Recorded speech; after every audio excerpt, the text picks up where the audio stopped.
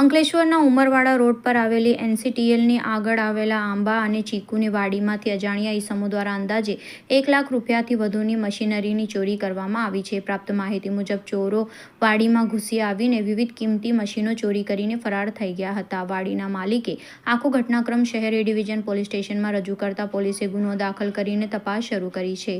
પોલીસે આસપાસના વિસ્તારની સીસીટીવી ફૂટેજ ચકાસવાની કામગીરી શરૂ કરી છે અને ચોરોની ઓળખ કરી ઝડપી પાડવા માટે કવાયત હાથ ધરી છે. આ ઘટના સાથે વિસ્તારમાં ચોરીના બનાવો વધી રહેલા હોવાને પગલે ખેડૂતો અને વાડીધારકોમાં ભયનો માહોલ છવાયો છે. સ્થાનિકોએ રાત્રિભરમાં પોલીસ પેટ્રોલિંગ વધારવાની માંગ કરી છે. મારું નામ જાવીદ છે. આ મારા કાકાની વાડી છે.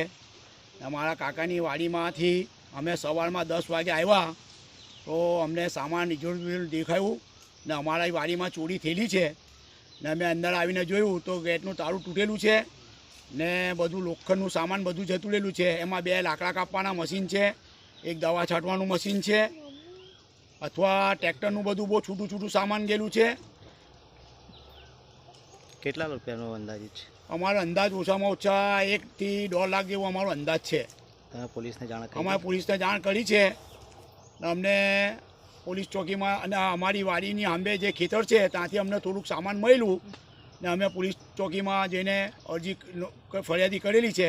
તો અમને અમારી એક જ અંદાજ છે કે તમને અમારું આ સામાન જરાક શોધવામાં મદદ કરો એવી અમારી જાણ છે.